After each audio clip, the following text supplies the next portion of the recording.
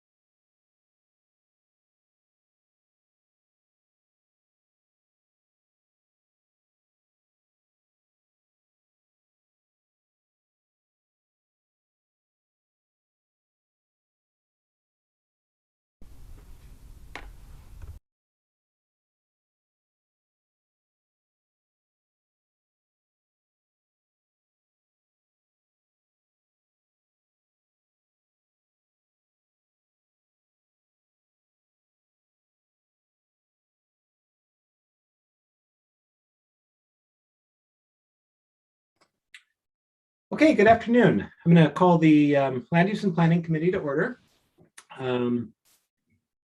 We continue to meet virtually, and instructions for accessing this meeting remain unchanged and are at the top of our agenda, and you're welcome to follow those to join the meeting.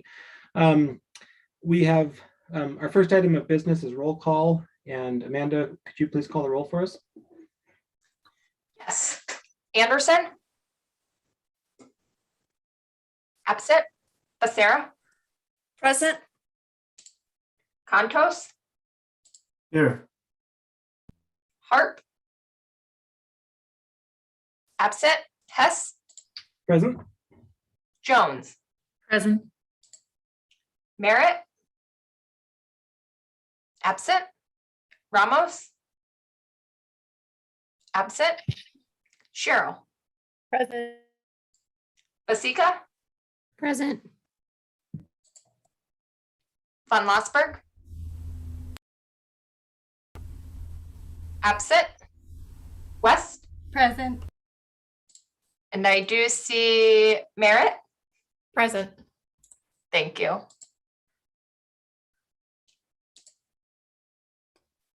Okay, thank you. We have minutes from October 27th. Are there changes to those minutes? Okay, those will stand approved. Is there public comment on items not listed on our agenda? Seeing none, we have two regular agenda items. We'll take them in the order listed. And the first is the city rezoning mill site special zoning district amendment. And we had a public hearing on this on Monday night.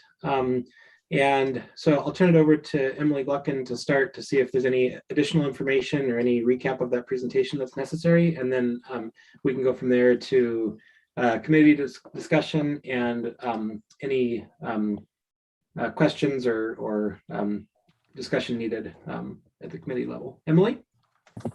Thanks, Jordan. I will just do a quick recap of the presentation that I gave on Monday for some context.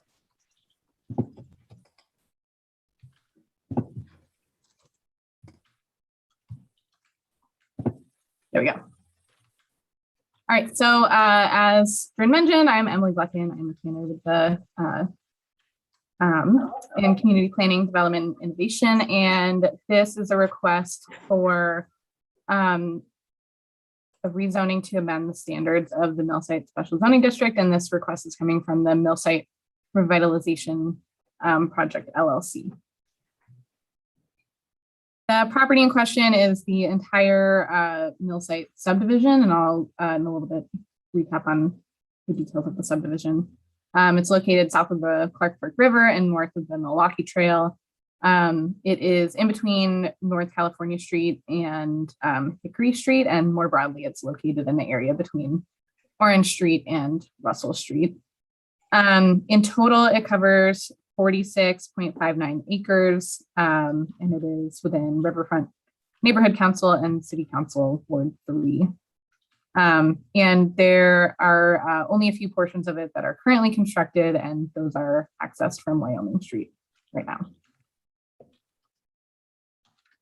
In terms of the growth policy designation, the applicable plan is the Missoula 2035 growth policy, and this recommends a land use designation of community mixed use for the majority of this area, and parks and open lands, which is the area that contains Silver Park within this subdivision. Areas designated as community mixed use are intended to integrate basic employment and services with main transportation corridors, and they contain a wide range of functions that include things like retail, education, financial institutions, professional and personal services, offices, residences, and general service activities. And then areas that are designated as parks and open lands are intended to be just that. So usually they're parks that are in public ownership, or larger common areas that are intended for use by a group of residents, or also larger conservation lands. Just to quickly touch on some of the other goals within the growth policy. As part of this project, staff identified a number of these goals that were in relation to this project. The economic health chapter encourages a dynamic mix of businesses, housing, and retail in the downtown area that contributes to the economic vitality of Missoula's urban core. The housing chapter has a goal of encouraging the promotion of live work opportunities through mixed use developments. And then the community design chapter of the growth policy describes the city's what is called the focus inward approach, which promotes pedestrian-oriented mixed-use development, which allows a range of residential, retail, artisan, and commercial uses to be located in close proximity to each other.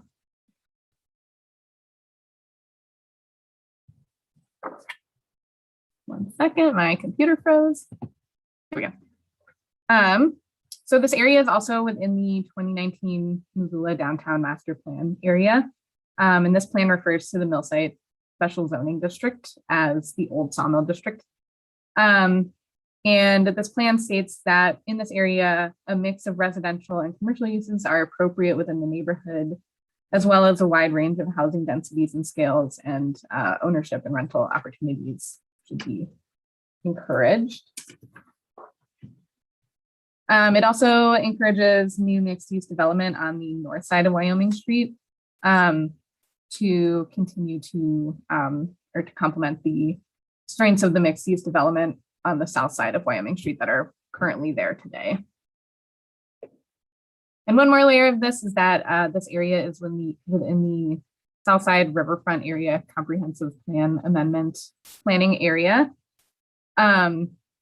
This was a plan that was published in 2000, and for this specific area, it encourages a mix of residential and commercial uses in the mill site, and encourages establishing this area as a neighborhood center.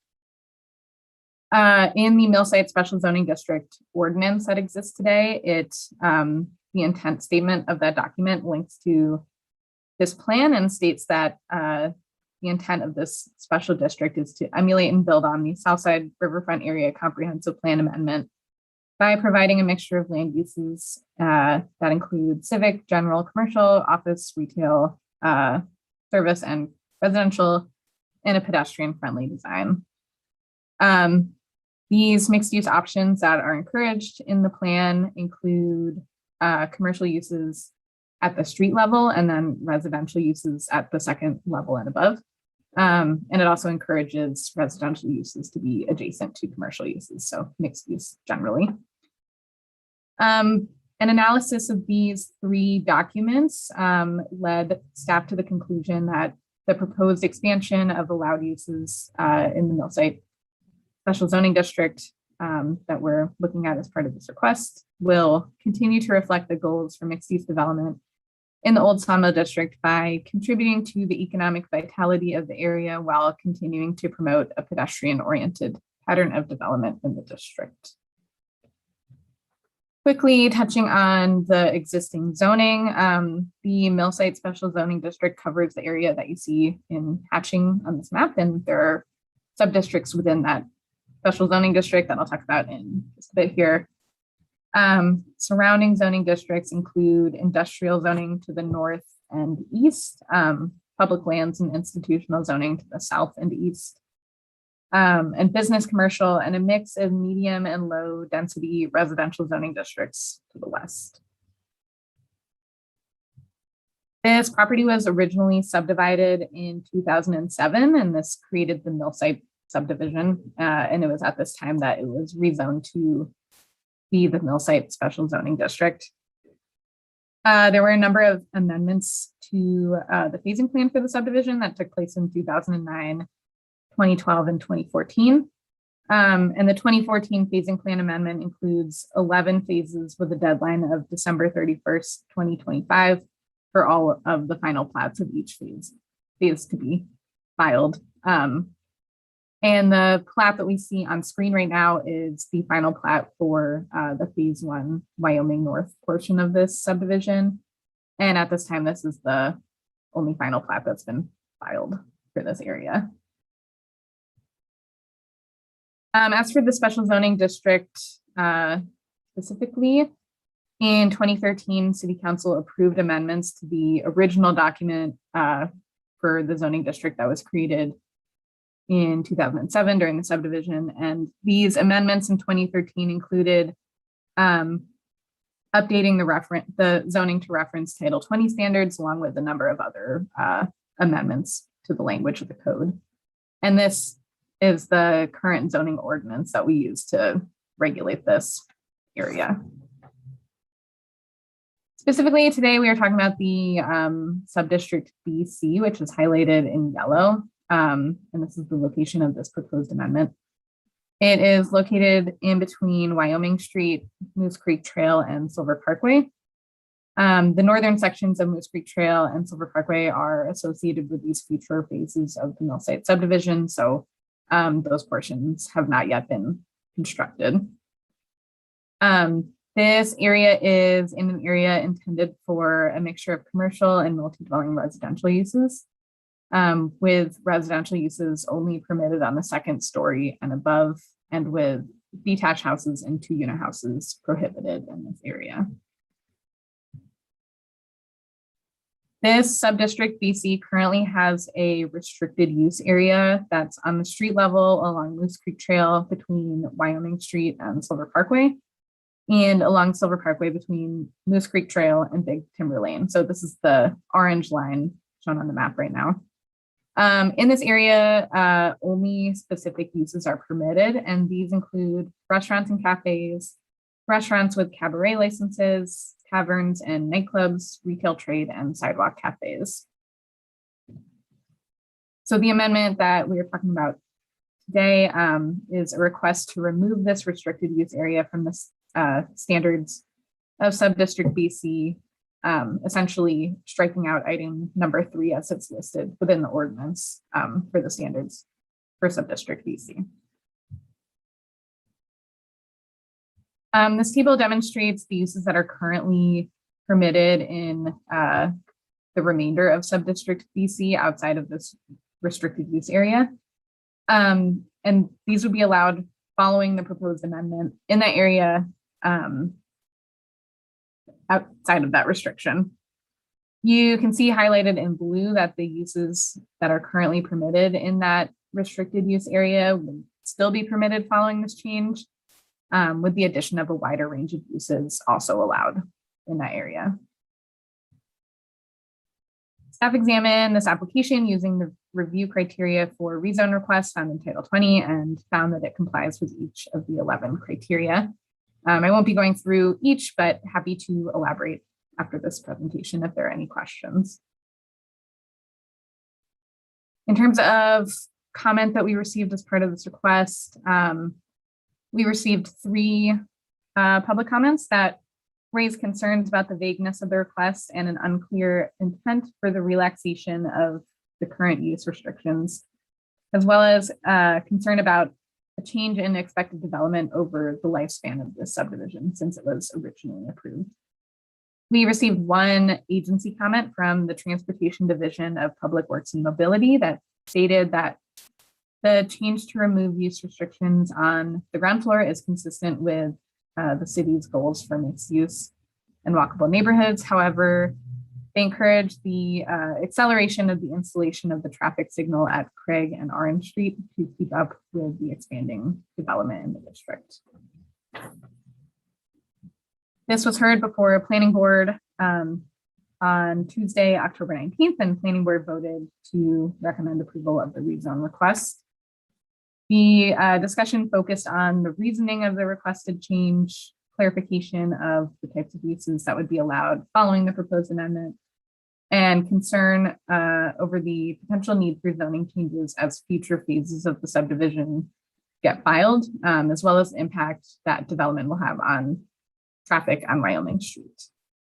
And additionally, this was heard before City Council on Monday evening this week. To conclude, staff recommends the adoption of an ordinance to amend the standards of the Mill Site Special District to remove the use restrictions on Moose Creek Trail and Silver Parkway in Subdistrict BC. Thank you. Thanks, Emily. Are there questions or comments from committee members? Julie, I see your hand. I see the applicants here. I'm gonna go to Don first. Okay, Don MacArthur, are you? Is there anything that you'd like to add before we go into committee discussion? Well, can you hear me okay? Yes. Great. I just wanted to note that I'm here, ready to answer questions. Sorry for not being there on Monday night. I had my times messed up. You know, I guess I would just say a couple things to add to what Emily presented. The zoning was originally created in 2007. We tweaked the zoning in 2013, and I was part of that tweak. And that was when we started to build some of the buildings in there and realized that there were a few areas of the way that the sort of customized zoning had been written that were difficult to adhere to and still meet the goals. Here we are 8 years later with another very minor tweak that has, in my mind, some similar roots. We've been looking at developing buildings. You know, there are 2 buildings being constructed right now on Wyoming in this BC district. And as we tried to comply with this requirement along the west face of Moose Creek Trail there, we realized that we needed to have a ramp down to a parking garage on that facade. We needed to have a stairway that connected that parking garage up through the building along that facade. And, we also wanted to connect the upper floors that have tech businesses in them to the corner with a nice entryway. And actually, even though we are putting a retail restaurant piece along that facade, we did not develop enough of that to meet the interpretation of the standard. So here we are, partly because of that. We realized that just sort of, even when we wanted to create retail residential on that facade, there were times when we were not meeting 100% requirement. You know, we had to use 50% of it just to get all of our other access points that we needed. So that's part of the reason we're here. I guess the other parts are just to indicate that we're fully in support of pedestrian-oriented mixed-use development. That is the sort of core purpose of the mill site revitalization project.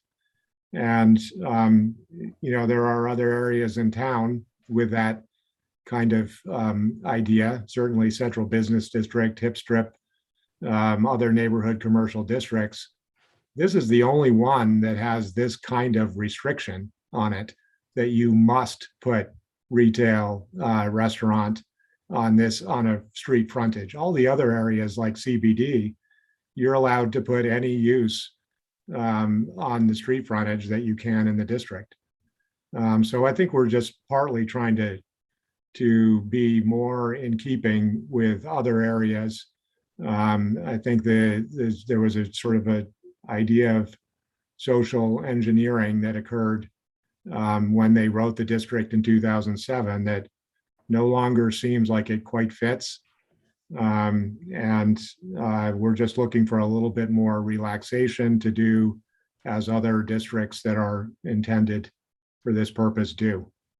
So I'm happy to answer questions if there's other more specific things about intentions of the development or what we think this would change in terms of the way that the parcels might get used. Thank you. Thanks, Don. Okay, I've got a queue, Julie and then Heidi. I guess my question is the same as the concern expressed by Aaron Wilson about the traffic light. And so is there going to be an acceleration of the plan for installing that light, or is that just aspirational at this point?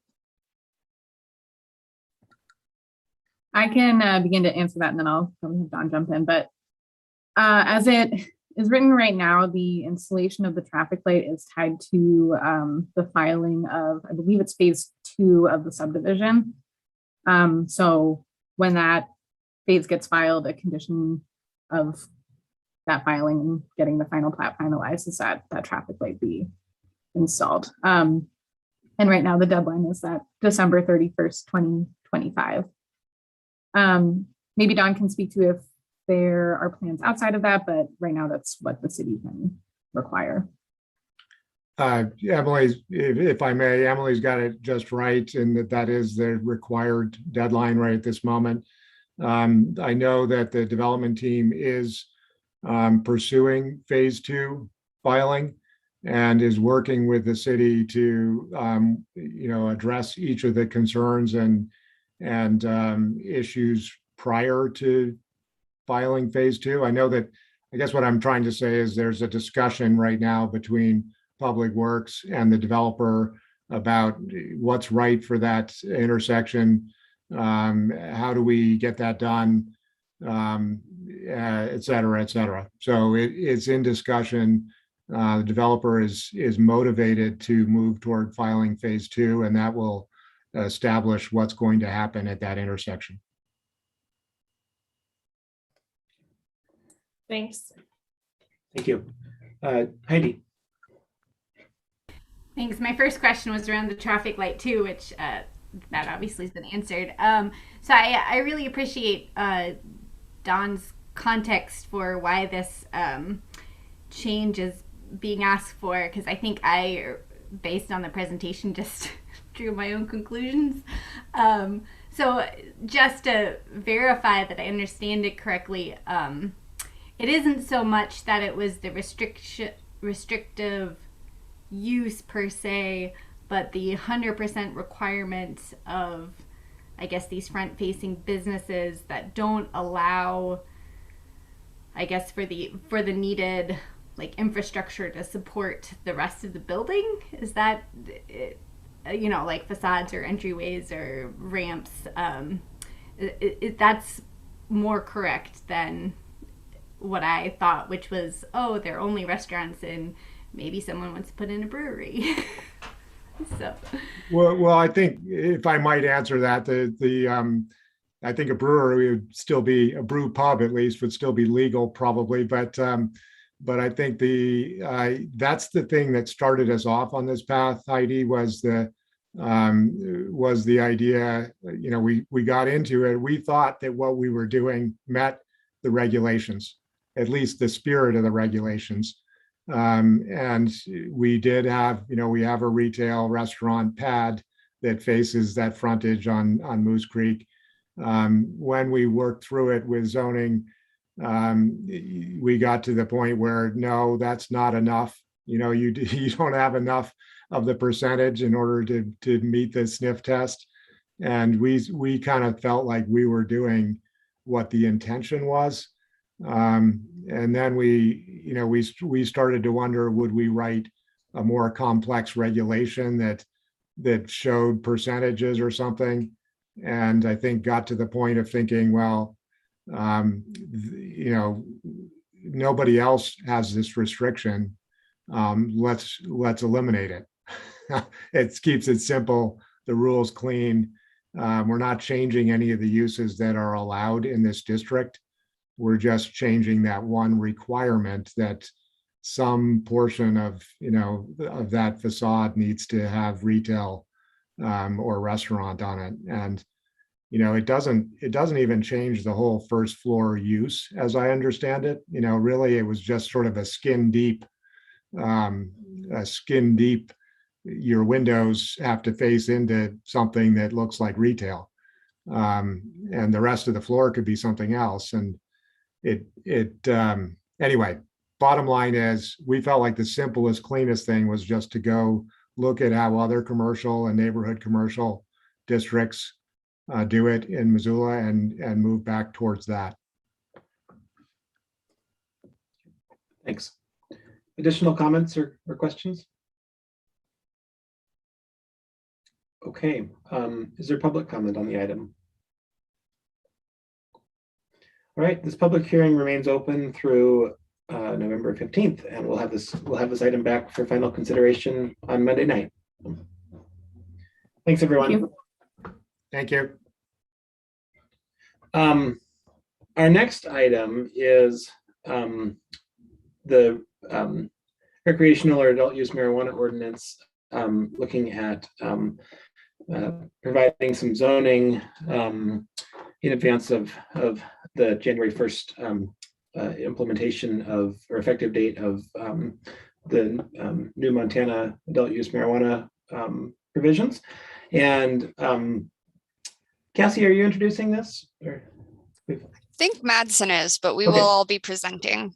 Okay, great. So we have a team here from CPDI, and I'll turn it over to Madsen to get us started. Awesome. Thank you. So I first wanted to reintroduce everyone presenting today, starting with Lee Ratterman, our climate action specialist.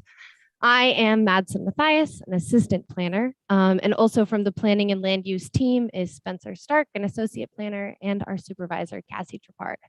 So the team of us in CPDI have been collaborating on updates to our land use regulations with regard to cannabis uses since the recent ballot initiative was passed and the bill was produced to allow for recreational cannabis use in the state. So as a reminder, we are here to review the current recommendations, and we are not making any sort of votes today. You can go ahead to the intro. Okay, so first I wanted to review the history of the issue and why we are here. So the state has allowed for medical cannabis use since 2004 when the first initiative was passed. There's been a lot of back and forth on how that's been administered, allowed for, and enforced, but it's all been contained to medical. Last year, there was a new ballot initiative that called for legalization of recreational, or as the bill says, adult use, cannabis use, passing with 56.9% approval in Missoula County. So this is a big, that's a big amount of people, a massive amount of people, and it's a recent change for the state. The state legislature then passed a bill to address and implement this change in the last legislative session. And so we at the city are responding to this as the bill encourages local governments to integrate our cannabis business categories into the new state regulations and update our regulations locally. So we've had the opportunity to look into how we addressed medical in the past, how other places have responded to this type of legislation, both statewide and nationwide. And throughout this entire process, our aim has been to propose a reasonable and responsible set of regulatory revisions that will address future impacts of this new bill here in Missoula. And we have additionally been given direction from leadership in development services to prepare recommendations to address energy consumption related to cannabis cultivation and other cannabis businesses in our jurisdiction. So within the last year, starting in November of 2020, a year ago, voters approved Initiative 190. which directed state legislatures to draft and adopt House Bill 701, which legalized adult use recreational cannabis in the state of Montana.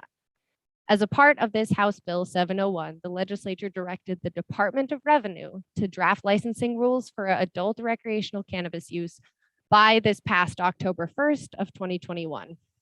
This is meant to facilitate the implementation of legalized recreational cannabis, allowing for existing medical businesses licensed before last November of 2020 to convert to recreational before allowing any new recreational license applications, which will then be allowed on July 1st of 2023. Recreational business licenses comprise cultivation, dispensaries, manufacturing, as well as a few more obscure licenses. And a note on this is that the DOR has stated that medically licensed businesses may start engaging in recreational sales starting January 1st of 2022 without immediately applying or paying for a recreational license. The DOR assumes that any business that may become recreational will become recreational at the turn of the year. They then intend to update individual business licenses and charge the appropriate fee for recreational operations at the individual business's next renewal cycle. Okay, next. So I also wanted to give a brief overview of some of the criteria outlined in the House bill.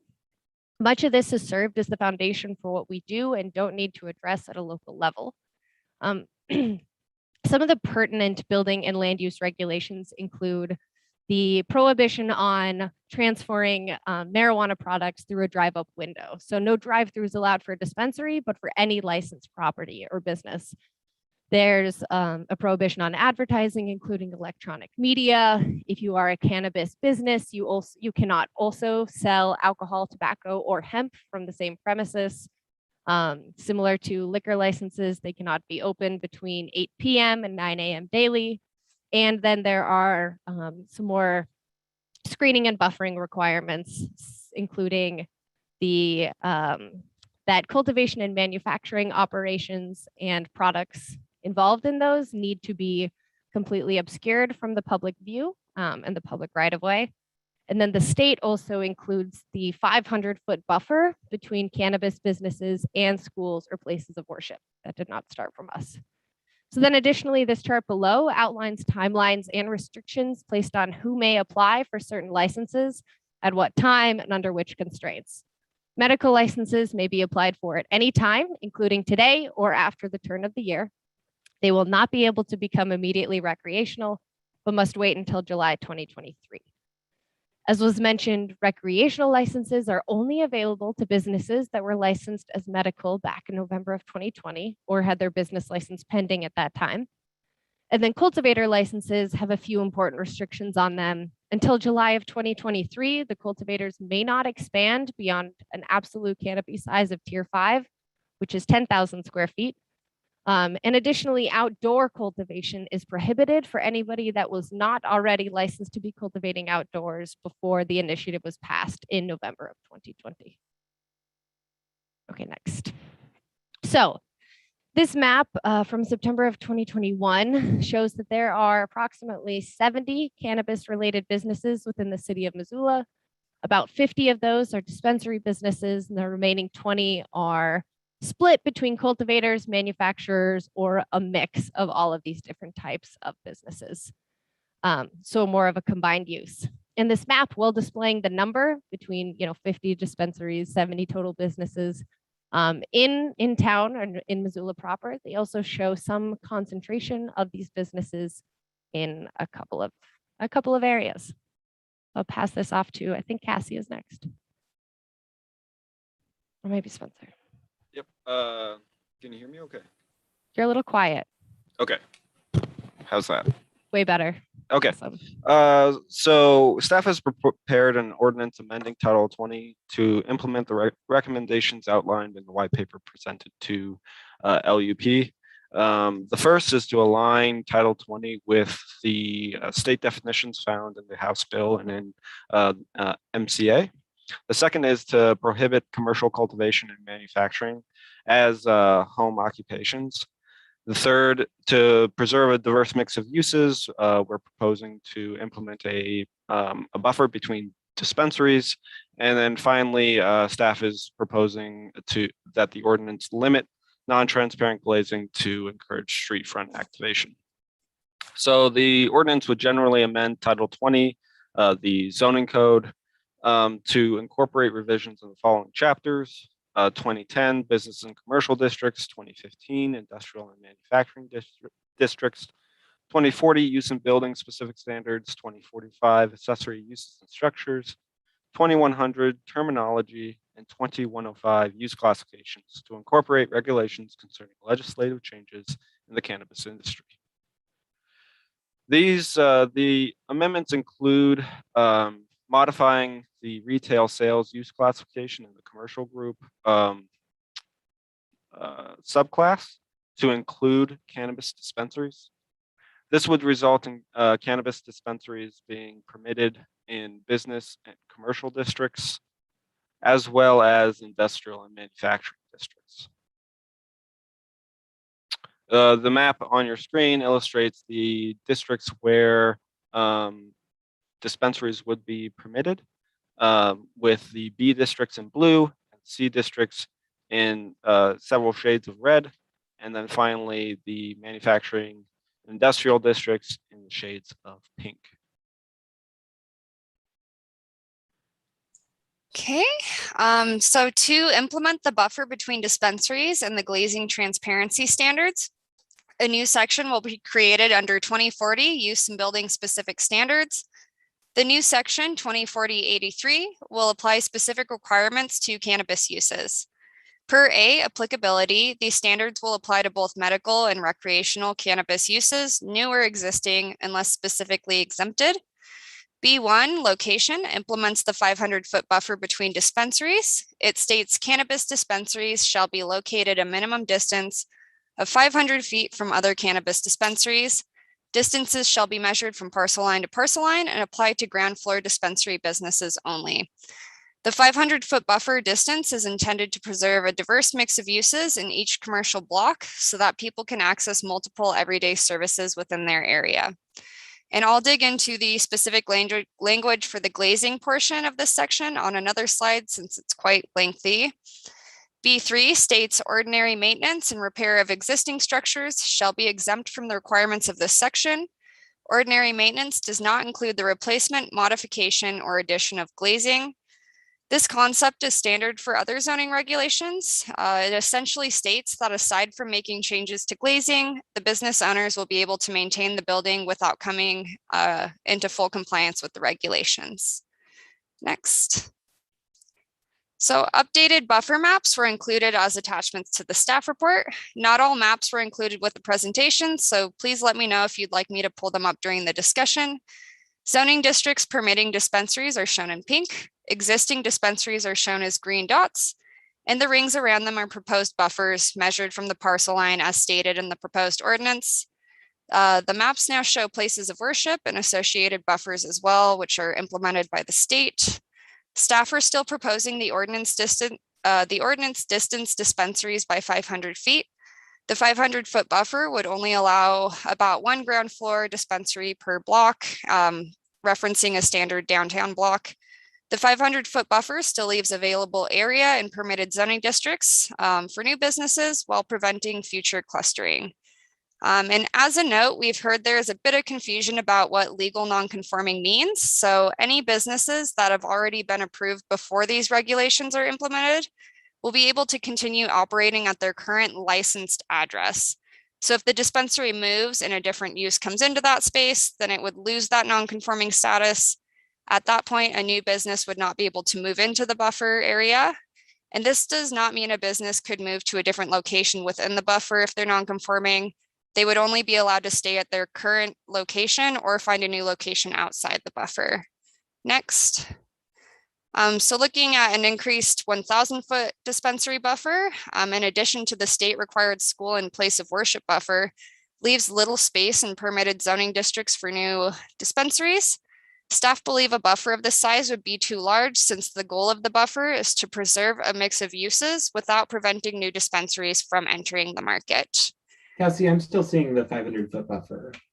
Oh, weird. Mine was showing. Oh, it just changed for me. My internet's goofy today though, so it could be me. Okay, we can give it a second. We'll show zoomed in ones next. I'm seeing 1,000 right now. Okay. All right. Yeah, I am too now. I might just have a. Let me No, know go if you ahead. need us to slow down at any point so you can get your internet to catch up. No, you can go ahead. All right, next.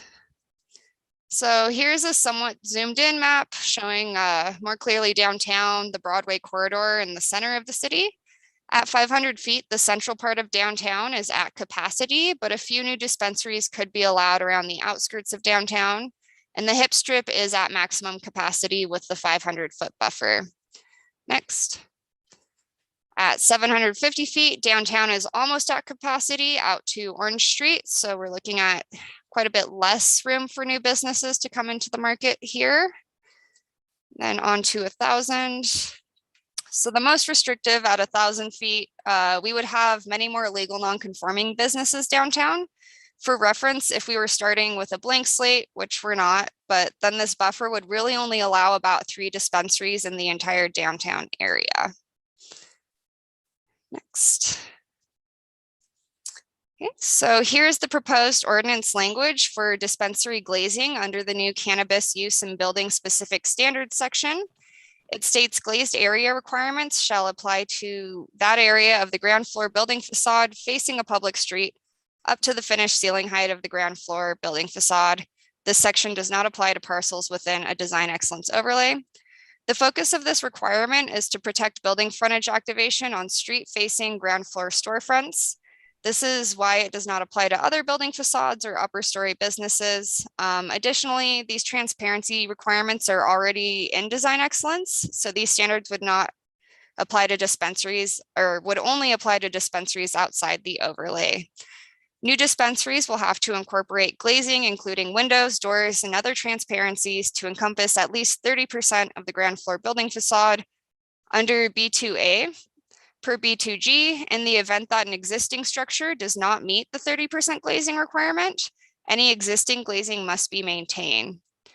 Of the 30% glazing or maintained glazing, window and door glass meeting the following transparency standards counts as glazed area. The glazing must have visible light transmittance of 60% or more and external reflectance of 20% or less.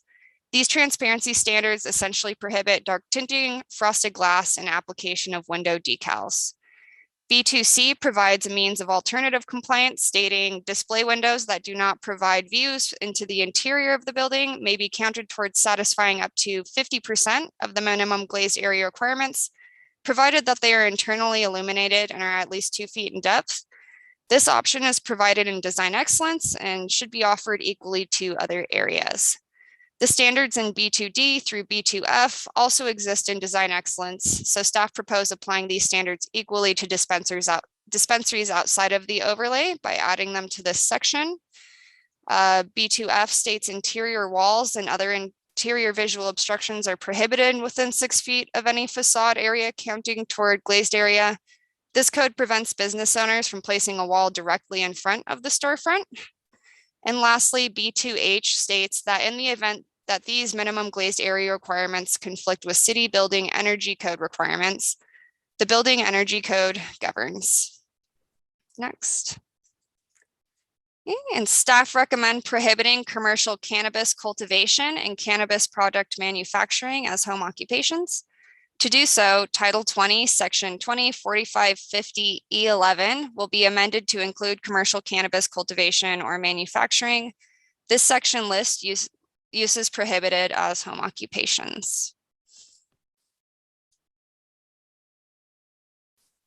In addition, staff is proposing to have cannabis cultivation as an industrial manufacturing use divided across the manufacturing subtypes based upon canopy area. Canopy area is the area in which plants and the supporting structures are located. And we are proposing to divide cultivation across our 3 subtypes. The first being artisan manufacturing, which would limit canopy area per parcel to 1,000 square feet of canopy area. Secondly, cannabis cultivation up to 2,500 square feet would be included in the limited manufacturing designation. And then cannabis cultivation of any size would be permitted in, or any licensed size would be permitted in the general manufacturing district. In addition, cannabis manufacturing of cannabis products would be permitted in general manufacturing districts, or as a general manufacturing use, sorry. The map on this slide demonstrates where artisan manufacturing cannabis cultivation up to 1,000 square feet in canopy area would be permitted, with the caveat that it would be a conditional use in B1 and B2 districts. This slide demonstrates where cannabis cultivation up to 2,500 square feet of canopy area would be permitted, with the caveat that it's a conditional use in the B3 district. And then finally, this demonstrates where cannabis cultivations above 2,500 square feet in canopy area would be permitted, and as well as cannabis manufacturing, or manufacturing of cannabis products. To note, there have been some concerns presented regarding cannabis manufacturing and the proposed general manufacturing designation. It's been brought to our attention that there are a range of methods for extracting cannabis that may result in a broad range of impacts. In addition, there are similar uses that are permitted in more zoning districts than the proposed cannabis manufacturing classification would permit. Staff is currently following up with our fire department to get feedback regarding the broad range of potential health and safety impacts, and whether a more lenient classification would be appropriate or cause any concerns.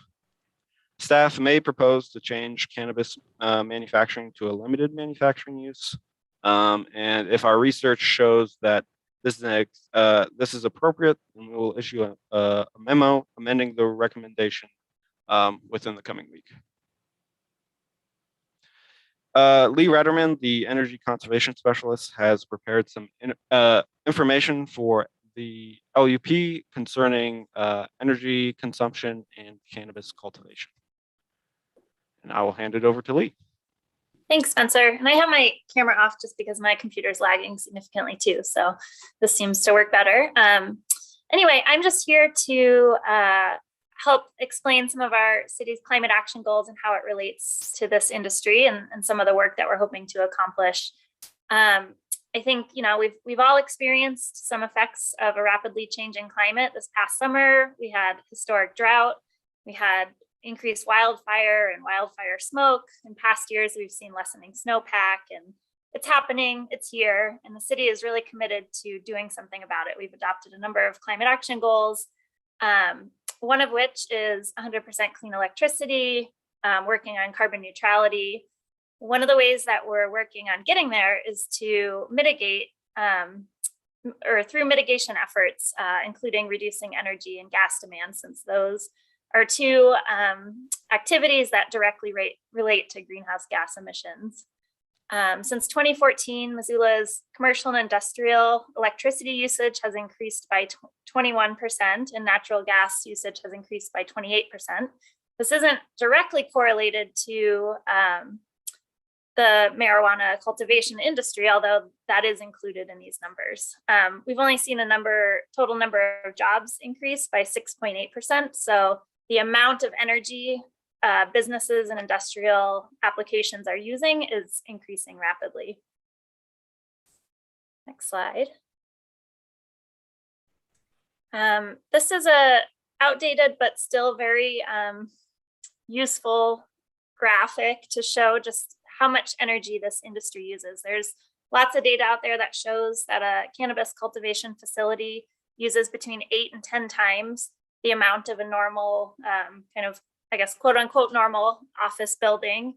And then this is in direct comparison to some large energy using industries like metal manufacturing, paper manufacturing. And you can see that red line at the bottom is, you know, very significant in comparison.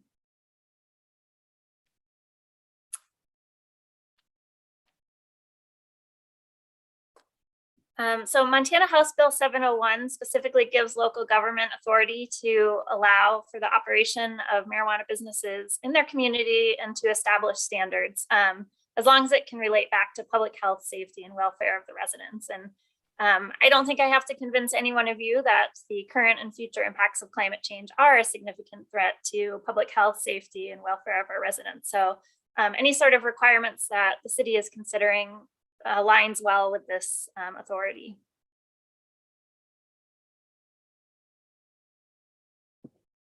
As in a traditional cultivation facility, HID, high intensity discharge lighting, is a common equipment to use to grow marijuana, which is very energy intense and also very hot. And so as that type of lighting is used, not only is the energy use higher, but also the need to cool the space increases as these lights heat up. And so there are less energy intensive ways that have been accepted in the industry. Generally, LED lights are much more efficient and then require a lot less heat cooling. So the HVAC implications are less as well. LED lights do have a higher upfront cost, but use about half as much energy. And so the payback period is really quick, even though the upfront cost can be significant. In addition, Northwest Energy, who is our state energy provider, has energy efficiency rebate program. They're offering currently a lighting rebate program for commercial businesses, and they're offering anywhere from $12.50 to $200 per fixture for businesses, depending on the wattage of the lamp. There is precedence of state and local efforts to require energy efficiency standards. The state of, sorry, the dogs. The state of Massachusetts and Illinois, along with Boulder County, lots of local government regulations in California. Missoula County is also drafting regulations.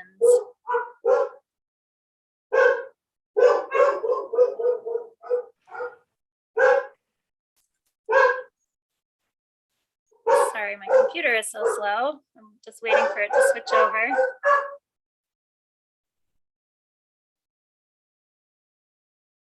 There we go. So city staff are working to understand where best to place energy efficiency requirements.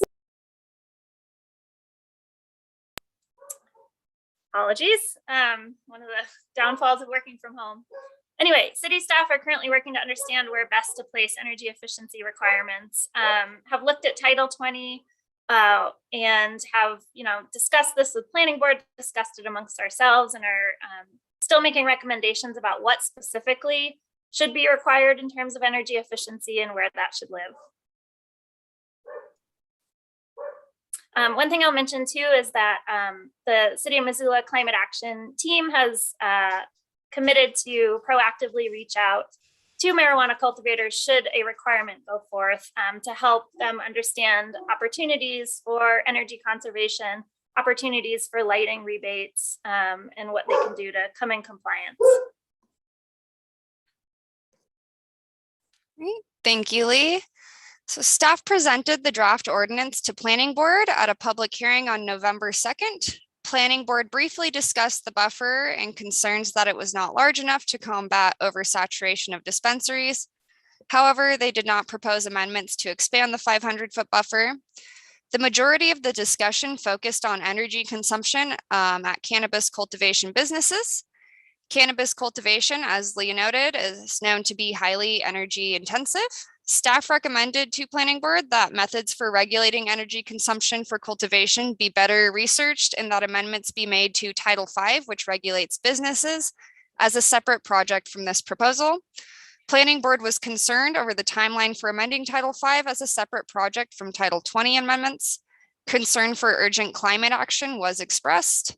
Planning Board deliberated over whether zoning code is the appropriate location for energy regulations. The county is planning to include cultivation energy regulations in their zoning code, and Planning Board thought the city should do the same. Planning Board voted 5-1 to amend staff's recommended motion to include cultivation energy consumption regulations in Title 20 zoning code. The amendment included specific language that lighting power density for indoor cannabis cultivation facilities must not exceed 36 watts per square foot in the grow area. One member of planning board voted against this amendment, stating they have not done the research on their own and did not feel comfortable voting to approve the very specific 36 watts per square foot number. Before you is planning board's recommended motion. However, this is not the motion staff will be recommending. Staff do not believe that zoning code is the appropriate place to regulate cultivation energy use. Title 20 zoning code is subject to the legal non-conforming provisions. This means that once a business is approved, we cannot apply new regulations retroactively to existing businesses that are not proposing changes to their building. Placing energy consumption regulations in zoning code would mean that we cannot bring any existing cultivation operations into compliance with any proposed energy regulations. They would be able to continue using non-compliant energy intensive lighting. Staff are recommending Title V be amended to include provisions for energy because we could ask that existing cultivation operations come into compliance at business license renewal. This would allow us to ensure existing cultivation businesses are working to be more sustainable. Additionally, the city has more options than the county for places to regulate energy. The county must rely heavily on their zoning code as a primary tool, whereas the city has other titles providing us with more options. If given direction from City Council, staff would like to begin the process for amending Title V immediately. Our research has shown that the specific watts per square footage requirement may not be the only way or may not even be the best way to implement energy consumption regulations. Currently, we're researching the best methods for doing this. We would like to approach this as a separate project to reach out to stakeholders, members of the industry, and to do additional research. This will allow us to comprehensively determine which method makes the most sense, which methods are enforceable, and take the industry's knowledge of lighting needs into account when making a code amendment recommendation. Next. To date, staff has participated in a process that began in August as we created a Engage Missoula post. Engage Missoula is our public-facing website. We posted on this website to notify residents of the city of Missoula that we were beginning to enter a process of examining, amending Title 20 to address the newly adopted cannabis regulations. On September 13th, staff presented an agenda for developing a white paper in front of City Council. And on September 15th, in front of LUP, the public process was started with a council hearing set for 11/15 or November 15th. On September 24th, staff met with cannabis industry stakeholders as well as Missoula business stakeholders to solicit comment and feedback regarding our proposal. On October 5th, staff met with Missoula Downtown Association Board of Directors, again to present information and solicit comment. On October 8th, staff sent out an agency memo to internal city agencies as well as external community stakeholders. A legal ad was published in the Missoulian on October 17th with a presentation in front of the planning board, a special presentation in front of the planning board on October 19th, with another legal ad on October 24th in the Missoulian. The first reading of the ordinance was on the consent agenda on November 1st at City Council, and the public hearing in front of the planning board was on November 2nd. Today, we are presenting the recommended ordinance as an informational item in front of LUP with a public hearing in front of City Council scheduled for next Monday, then November 15th, and a final consideration on November 29th. In summary, staff is proposing revisions to Title 20 or amendments to Title 20 to align our state, our use designation with state definitions by updating land use classifications to include cannabis uses. We're recommending to prohibit commercial cultivation and manufacture as home occupations We are seeking to preserve a diverse mix of uses by implementing a 500-foot buffer. And we're proposing to limit non-transparent glazing to encourage street front activation. Staff is proposing the recommended motion that City Council adopt an ordinance amending Title 20, Missoula Municipal Code, the city's zoning ordinance, to incorporate revisions in the following chapters: 2010 business and commercial districts, 2015 industrial and manufacturing districts, 2045 accessory uses and structures, 2100 terminology, and 2105 use classification, and the creation of 2040-083 in use and building specific standards to incorporate regulations concerning legislative changes in the cannabis industry. In addition, staff is recommending a motion that City Council direct city staff to proceed with amendments to Title V, Missoula Municipal Code, the Business Licenses and Regulations Ordinance, to incorporate revisions regarding energy consumption for cannabis business. This concludes staff's presentation, and we're open to comment and question at this time. Thank you. Okay, thank you. And thank you to everyone who's worked on this for pulling together a zoning code in really short order.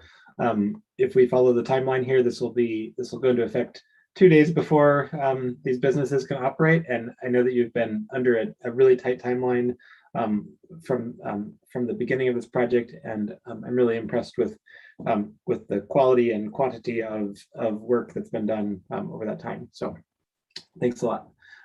There's a queue of people lining up. I've got Gwen followed by Heidi. Thanks. Thanks for a great presentation on a really complicated topic. I appreciate it. And first, I just did want to make a request to the chair that the minutes from the planning board be attached to the agenda to this item, hopefully before this comes before council the next time, would be really helpful. Okay, and so I did have some questions. My first question was on the energy usage issue, and I'll just put my 2 cents in. I do think there's going to be an appetite on council to be looking at limiting energy usage with this type of manufacturing. I understand the reasoning behind not doing a zoning rule regarding this, but actually looking at Title V. But I guess the question I wanted to ask was, if I were a business owner out there that was going to open up, that was going to have a manufacturing scenario for cannabis, and I have a good sense, if I'm watching these city council meetings, that there's going to be some limitation on energy usage. Is there really, is the tool the LED lights, or are there numerous other tools? Because I understand we may not have anything in effect by January 1st, but if I were a savvy business owner, is it pretty clear what direction I should be going on in? Is that something that Lee, you can answer, or anybody? Yeah, thanks, Glenn. I can jump in on that one. And LED is generally the accepted practice, I think. There are a number of other avenues, which is why we are not quite prepared to make specific recommendations into what the language is going to look like. But a lot of communities provide exemptions for renewable energy. So if a cultivator wanted to put solar electric in, or buy into local renewable energy, they could have that option. There's also a kind of third-party verified nonprofit called the Design Lights Consortium that a lot of requirements point to look at kind of their accepted list of equipment, and generally that is also LED. So I think, yeah, you could read between the lines and kind of understand that LED would be the most energy efficient option that people could buy into. In addition to that, the Northwestern Energy lighting rebates, if a business wanted to take advantage of that, do require LED lights as well. Thanks. I understand that we timing wise probably would not have anything on the books by January 1st if we pursue Title V, but common sense would dictate people should be looking at this and making plans accordingly. Can I continue, Jordan? I had a few other questions. Yeah, can I interrupt you just really briefly here? I had a couple of housekeeping items. So first of all, this is informational only today, but when would staff like a recommendation regarding Title V? Would that be today, or would that be as part of the public hearing process, or do you just want sort of a verbal? I mean, do you just want sort of a verbal consensus today, followed by a more formal vote later? We're looking, so a verbal consensus today would be nice to get us started sooner than later, but we are hoping that this can actually be a motion up for final consideration and a vote on the 29th. As part of the public hearing process. Okay. Yes. Great. And then there's several subject areas here. So what I want to do is maybe walk through those together, and then so Gwen kicked us off with energy, so maybe we can kind of stick with energy for a little while, and then we also have a few members of the public in attendance, and this process, this is a great opportunity, among others, to provide input. So we'll go to public comment throughout the meeting as well. So Gwen, back to you. So I wanted to go to other areas. So if you want to stay on energy, take it away. Let's do that. Let's move on down the queue on energy related. Just make a quick request. I'm sorry, Jordan. Can whoever's sharing their screen take that down so that people can see us? Thanks. You. Okay, so on the topic of energy, Heidi and then Amber. Thanks, and I apologize. I'm gonna have to go get my kiddo here in a second because he decided to play a double bass, and it doesn't fit on the bus. But my question is, I guess the moratorium on issuing new permits, does that apply across the board, so also to grows? So could we bring existing businesses into energy compliance, I guess, in the window between now and 2023, and then new businesses would just come online already being energy compliant? Is that how that functionally would work? Yeah, and so the moratorium, just to clarify, is only for recreational businesses, so you can still permit medical at this point in time. But that's the idea with putting it, yes, in Title V rather than Title 20, is that we could get not only new businesses to comply as they come online, but catch the existing at renewal too, and give them, of course, ample time notification prior to renewal so they can save up and get the funds necessary to do so. Okay, thanks. Amber and then Mirta. Yeah, thanks. I think actually Gwen asked some of my questions. I just want to voice that I would like to limit energy usage, and I am in support of staff doing that. I think Title V makes more sense because of the ability to bring other businesses on. So while I really appreciate the planning board's deliberation on this, that makes sense to me.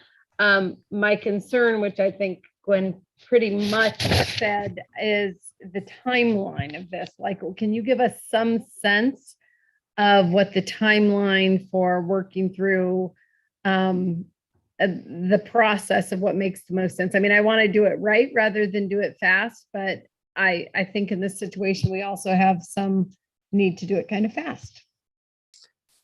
Yeah, staff are discussing a schedule, but we'd be hoping to get something to council likely in about February. We're thinking maybe end of January if we really push. May I have a follow-up, Jordan? Go ahead. Yeah, so what if we did that in January or February, it would just be a matter of we would miss some of those businesses that are up for renewal at the beginning of the year, but then we would start catching the other businesses that as they come up for their business renewal. Is that correct? Like, yeah, how would that work? And renewal is it's in May. So ideally we would like to give them more notice rather than not, which is part of why we'd want to get it done sooner than later. But even if this, for whatever reason, got delayed, maybe there's a lot of deliberation going on, it's something we could catch at the next licensing. But we'd like to have it in place for this upcoming May licensing or renewal. So the licenses, do they all come up in May? Yep. Okay, I didn't realize that. Thank you. Okay, so Mirta and then Sandra. Thank you. I have a lot of questions, but we're focusing on energy right now. And you had a slide, I think it's slide 24, that had the energy consumption for different industries. And I'm wondering, out of all those industries, which ones are currently being regulated? And if you know how, because one of the things that we hear is that we would be regulating only this one industry when there are some other ones that are pretty energy consumptive also. And so I just want to know, I think it'll be good for us to know what are some of the other industries, that are currently being regulated, and who regulates that, or via what mechanism? Is it by, business license, or is it through building permit, or like how is that addressed? I guess that would be my first question. Spencer, maybe, I know you have a really good answer to this. I'm wondering if you could take this, but I'll just say, I don't think that we are regulating industry as of now. This is an industry that has very clear data and science behind it being an intense energy use industry. And so this is kind of a novel effort from the city. The county does have a similar requirement for cryptocurrency, but the city of Missoula does not. Okay. I guess another question that I have is, right now, I think per the new piece of legislature, it's late. Per the new laws that we have, I think there are 12 different tiers for different growers. So we're looking at a maximum of I think it's 50,000 square feet, but I don't think that Missoula is, I think the growers that we have in Missoula max at 20,000 square feet. So, I think it's important to put that into perspective, because that is a lot of energy consumption. And I do believe that sooner or later we do need to address this issue. I can see why we would regulate this in Title V, but if that's the direction we're going, I'm wondering if there's a way for us to connect Title V to Title 20 in the section where you would have cannabis production or this industry. So for example, in Title 20, make a note under that one use, please see Title V for specific regulations about this industry, because I think we need to make sure that those two are connected. I can see that perhaps under Title 20, you can't regulate it or enforce it as effectively as you could in Title V, but I do think that we need that connection pretty well established from the beginning.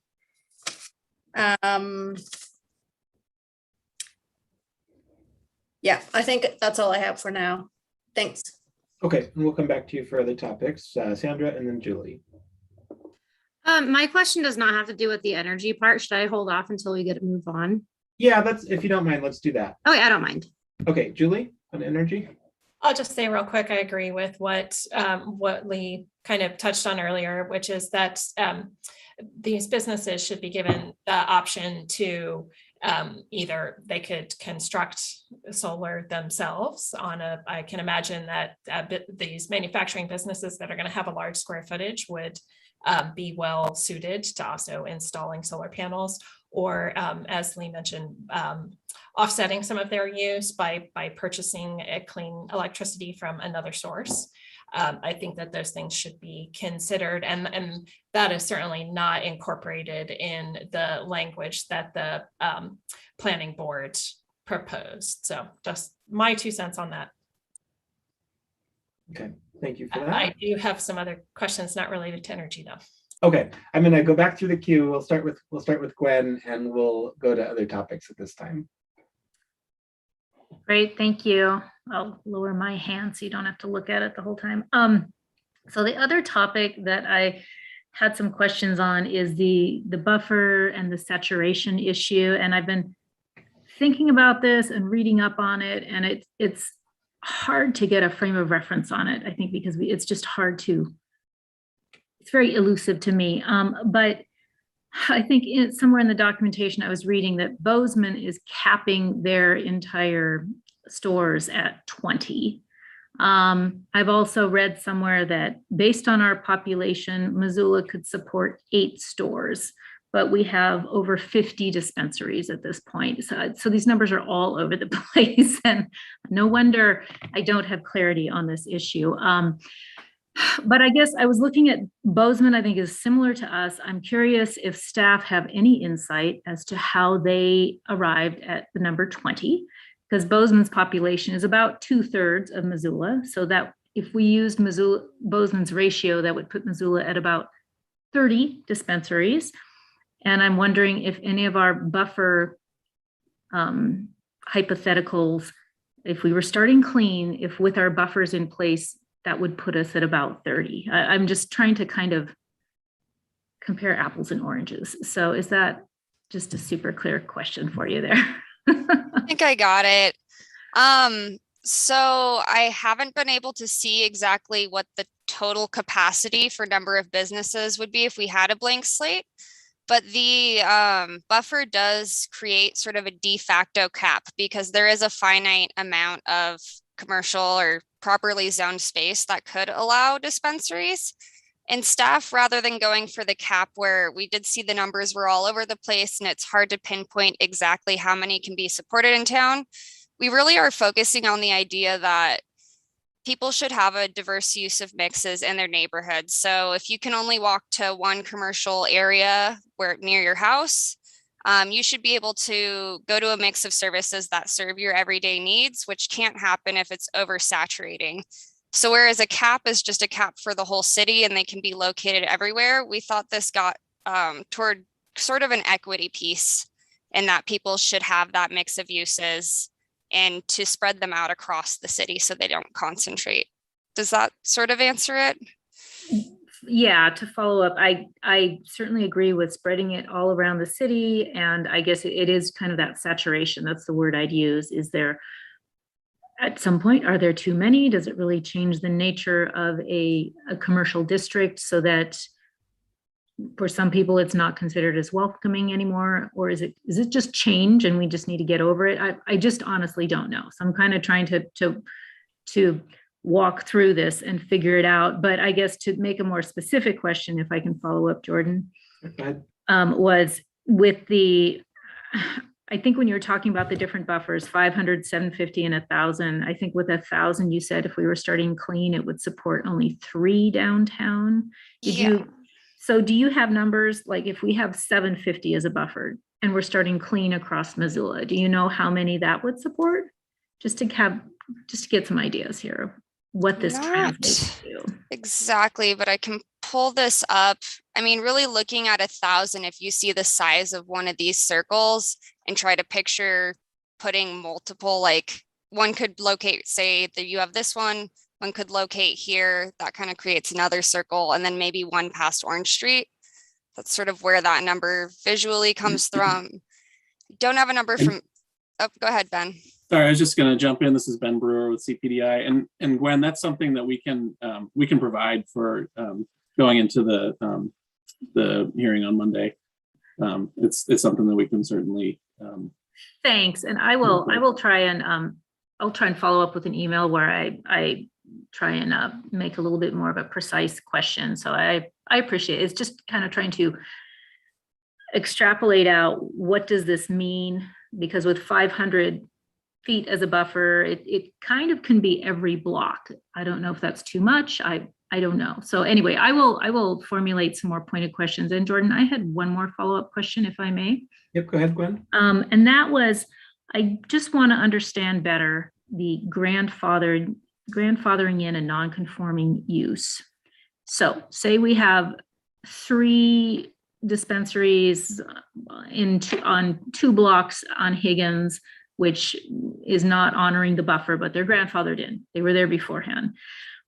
how do they continue on into the future if, for example, the business changes hands, but the same use is kept in the location? Is that grandfathered in, or do we start over? The use itself is what's considered legal non-conforming. So that means if one dispensary left, but the immediate next business to come into that same commercial space is a dispensary, that's permitted.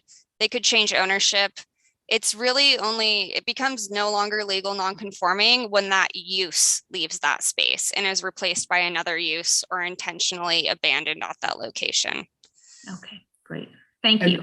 And just to clarify, that's the same with car washes and dentists and taverns and any use type. I mean, it's not specific to cannabis. Yep, that's just a general provision in zoning code for legal non-conforming uses.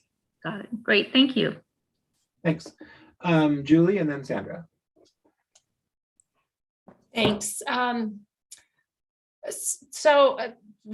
What are the current regulations around home cultivation? This conversation made me realize that I never followed up with my constituent who expressed a concern about her neighbor who's currently apparently growing marijuana in a residential neighborhood. Yeah, so we are looking into that for them. So currently those aren't prohibited. So medical cultivations have been permitted in the city as long as they comply with the rest of the home occupation standards.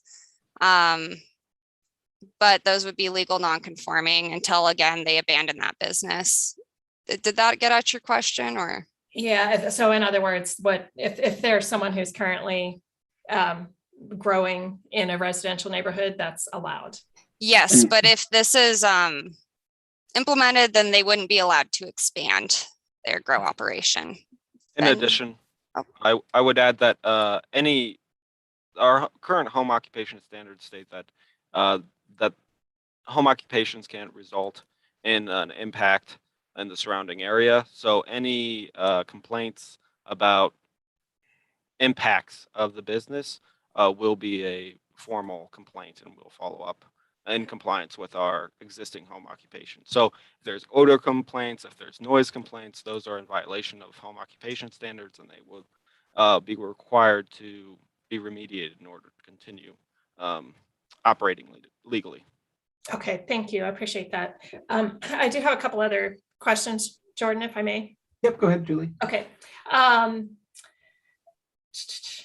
So Cassie, I know that you and I discussed the difficulty of identifying the location of places of worship, and I know that that plays into, you know, the maps that you have presented to us. And I, you know, in particular, as I've expressed, I'm concerned about having especially a number of dispensaries in close proximity to any of our public schools. And one of the things that I noted in regards to CS Porter is it looks like just outside of that 500-foot buffer, there still is commercial space that commercially zoned property that would be eligible. But I think that there is another church that's right around the corner from the school that maybe isn't on the map. So I guess would all of that just get looked at really closely during the business licensing process? That is a state regulation, so they would be the ones tracking and implementing that. But of course, if we notice there was a nearby school or place of worship that we don't think meets it, we might notify the applicant ahead of time that we don't think the state would approve it. So how does that look, if you don't mind, like maybe just thumbnail view? Do they apply with the city first and then the state, or what does that process So look like? talking to DOR, in order for them to issue a license, any sort of cannabis license, they need zoning approval. We asked the state if there was a way to give a preliminary approval and then have them licensed so that we could issue final building permits. They said they weren't willing to do that upfront work, so more or less we have to approve before it gets to the state for licensing. And then if anything's wrong, it'll come back to us. Okay. Would it be helpful for us to just include that 500-foot buffer from schools and places of worship in our regulation, even though it's redundant, just as far as that process that you just described? So the way they implemented it is from entries. And I think, Madsen, can you clarify, is it on the same street or? It needs to be on the same frontage, right? So Yes.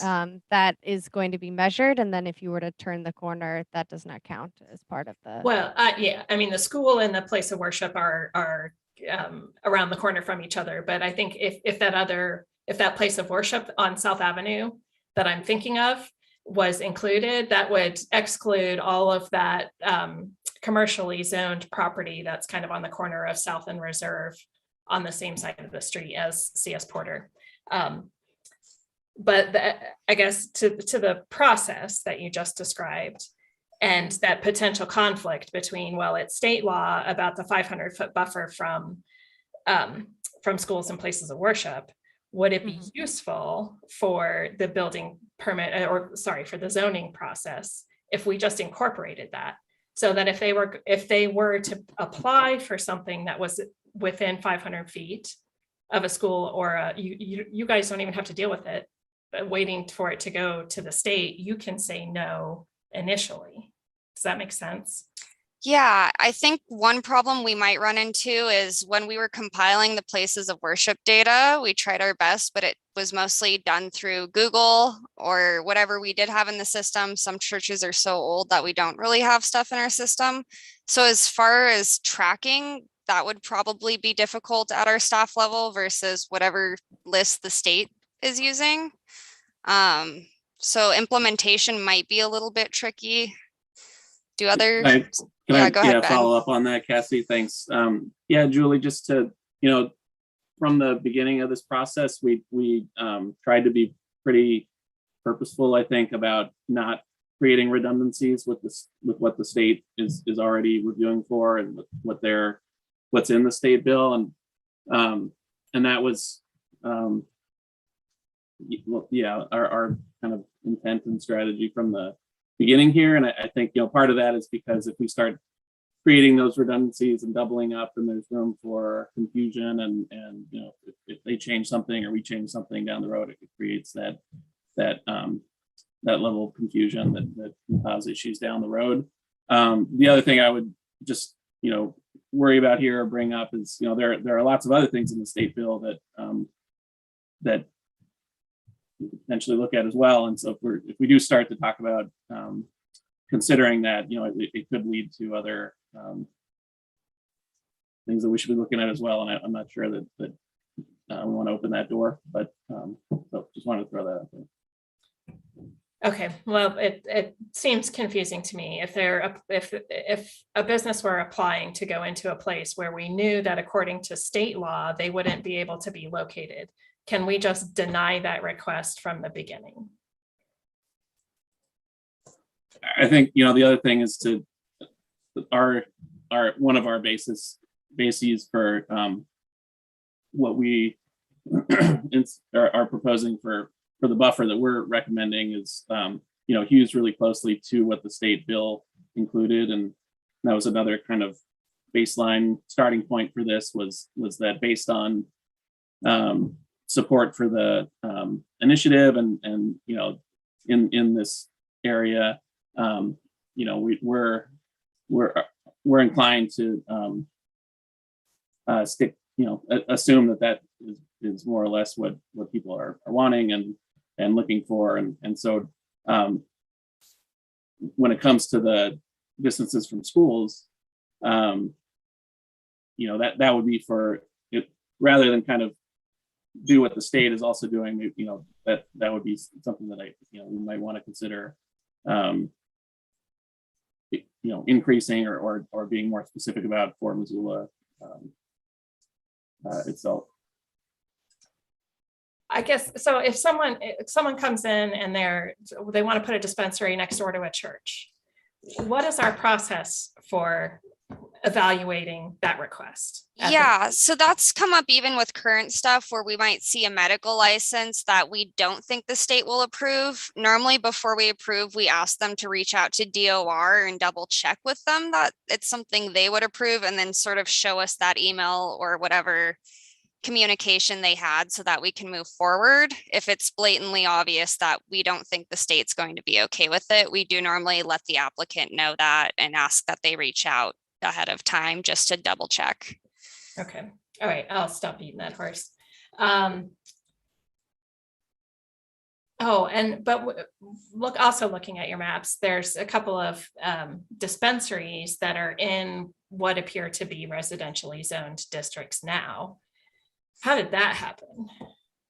Yeah, so without having investigated specific cases, there are parts of town, specifically those zoned RM 2.7. I'm thinking like the area of north of Wyoming Street, where back when it was in the county, there was a lot of industrial or commercial buildings put up, and there have been commercial uses from then. Per non-conforming uses section, you can substitute out non-conforming uses for those of the same or less intensity. And the idea is that it gets less intensive over time.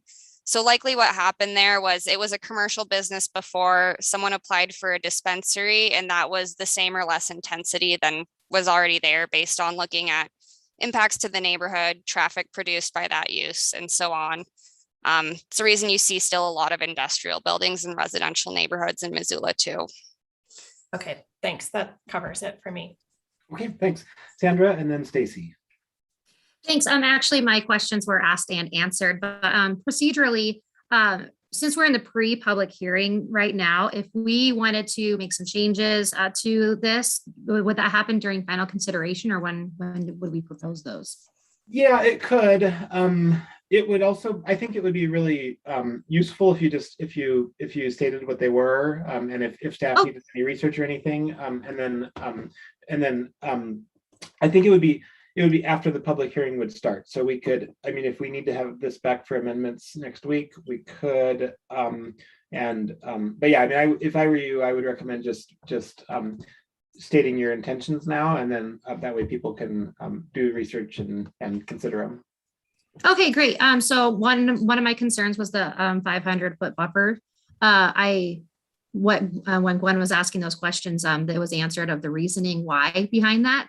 I don't really agree with it. I think that we should allow them to pop up wherever they want to. I mean, it is good business practices to not install a shop right next to another one. So I think that just the law of supply and demand will help out in that area. So I would just like to omit that requirement since it wasn't required by state law. And then my other one was the home occupation. I saw in the notes that Kalispell is probably allowing that. So I was just kind of curious of why Missoula would not be recommending that. Cassie, do you want to take, or someone from the staff team want to take the home occupation and what the decision process was there? Yeah, so after reaching out to the building department and other departments who aren't really amending their regs, we found that with home occupations, we can't enforce what we would be able to force at, say, a commercial location as far as ventilation goes, things to prevent mold.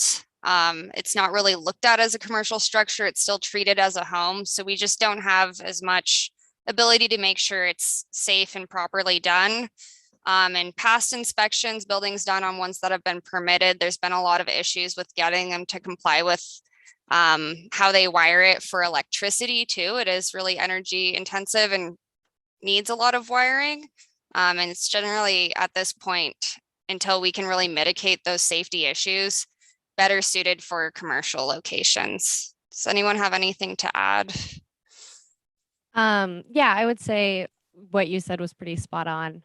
In our research also bolstered what we heard from Building and Fire, just that the issues with compliance and with safety, especially when it comes to electrical hazards, really cannot be overstated, especially waste disposal and proper waste disposal, and not seeing that extra burden, especially on like stormwater drainage and so forth. And finally, that the home occupations in our Entitled 20 say that they need to be accessory to the residential use, and it gets to a certain point of intensity that's generically required for cultivation and manufacturing, that it would be incredibly hard to ensure that accessory balance would be struck with how much infrastructure is required and how many different light, sound, and odor nuisances can arise in those types of situations. In addition, there's a general residential safety concern, in addition to like mold and other hazards. There's burgeoning research around the use of like CO2 and different gases that are used in the industry, as well as gases coming off the plants themselves that at an industrial or commercial scale may be hazardous to home health. Okay, that was really helpful. So when we make amendments, I may or may not bring up those, but I'll wait until other amendments are being made. Thank you. Okay, thank you. Next I have Stacy and then Amber. Thanks so much. Appreciate Julie's line of questions. I know that she felt like she was asking the same one, but I was following along with that and really kind of, I am aware of the intensity of the burden put on our staff, and I worry about the fact that you guys may be put to doing more work because of this, the way that the order of operations is. Appreciate Julie's line of questioning on that, because it was something I was thinking as well. I am more interested actually in the amending the 500-foot buffer to the 750, because in the explanation that you guys came that, I am concerned about the number of dispensary shops downtown that have, in preparation for these laws changing, have popped up. And because of the frost, everything goes along with it. If we keep it at the 500 foot, I think you said it basically equates to, depending on where it is on the certain block, it could be one per block. And that to me just feels like too much given the size of our downtown. And I already feel like we have a lot. Definitely mindful of the fact that this was overwhelmingly adopted by the citizens. And so mindful of that we're, trying to adjust that. But I think that for the 750, I know that you guys were going to put together some numbers of what does that mean in terms of the total numbers. And then I think that I would feel more comfortable with a broader radius around schools. I think that especially given the location of some of our schools close to, CS Porter kind of is the perfect example because it is right there on that commercial corridor. But, there's some other ones that are I think like depending on what's considered commercial around Hellgate, as well as Washington Middle School. I mean, those kind of, to me seem like ones that are right there on the verge. And so curious on what like 1,000 foot around schools would look like. And so those are kind of where I'm thinking about after given this presentation.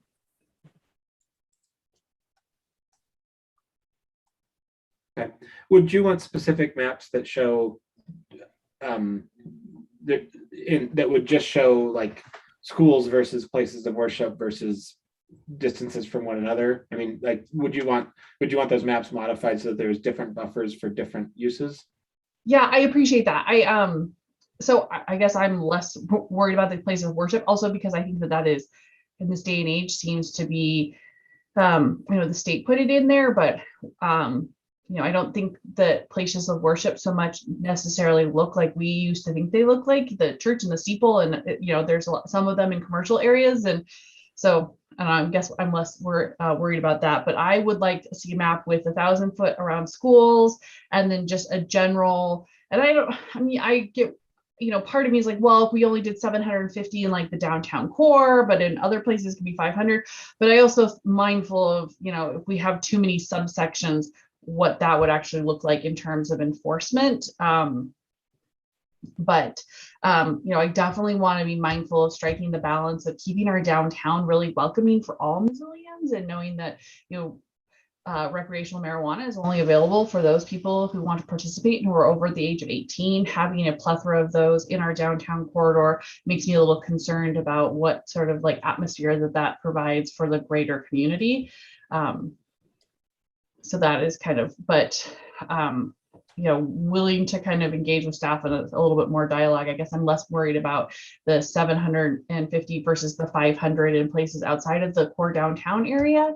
Definitely feel strongly about a broader circle around schools, but definitely I would like to see maps of it if that would be not too much trouble. Yeah, I have maps of 1,000-foot school buffer. The difference is because we couldn't map every entry on every frontage and try to show it as weird lines. We showed it from the building footprint, assuming a lot of schools have multiple entrances on multiple sides. But I guess if you did choose to go that direction, the reason we're doing dispensary buffers from parcel lines is that's the easiest for us to map and implement. I guess would the school look similarly parcel or continue with the state standard of frontage? And I think that's something we can look at and try to get our heads around and offer a recommendation on as well. Okay.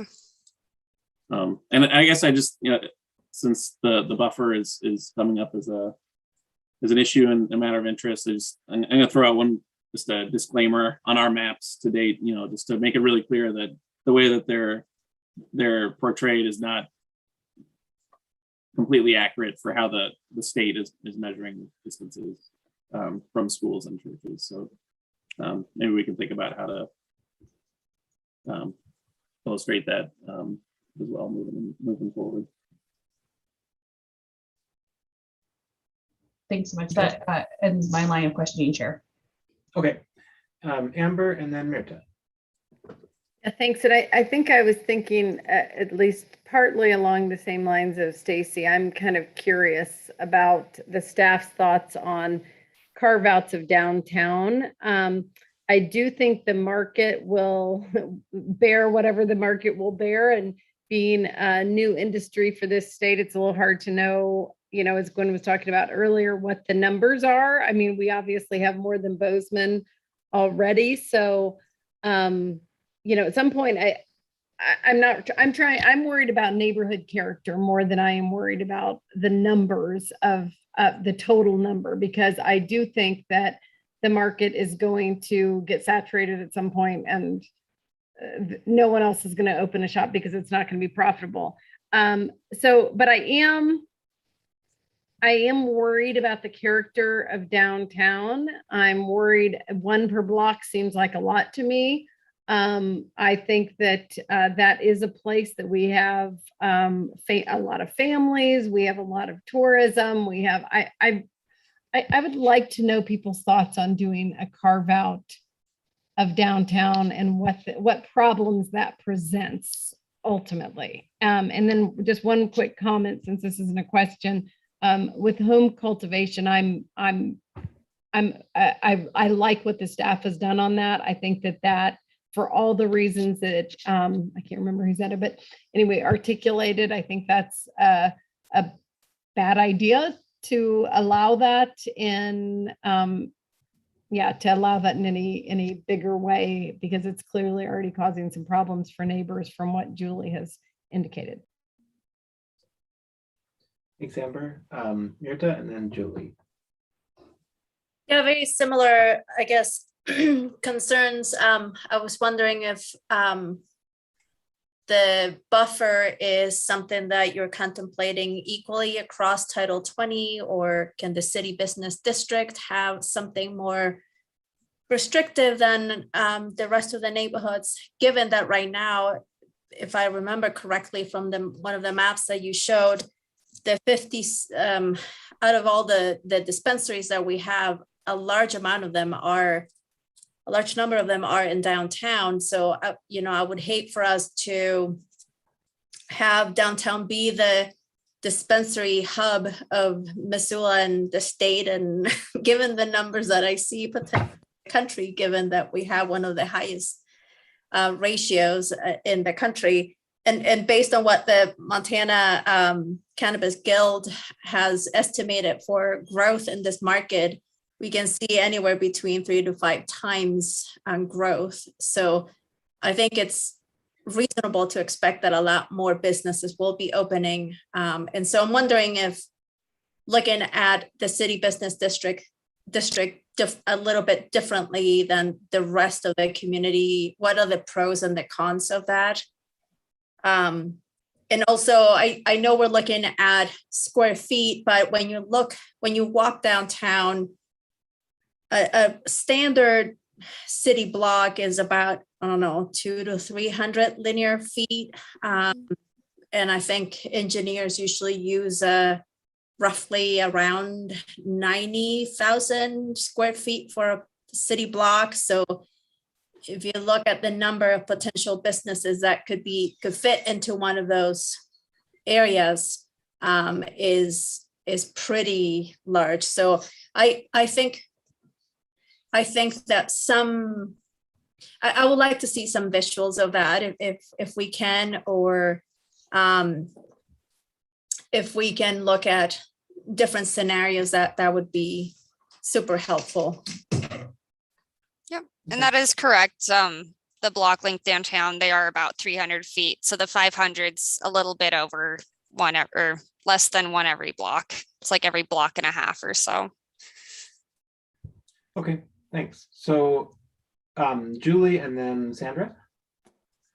Thanks. I just want to say that if there's going to be a carve out for downtown, I want there to be a carve out for Catlin Street. It continues to concern me that the commercial zoning along Catlin Street is really, I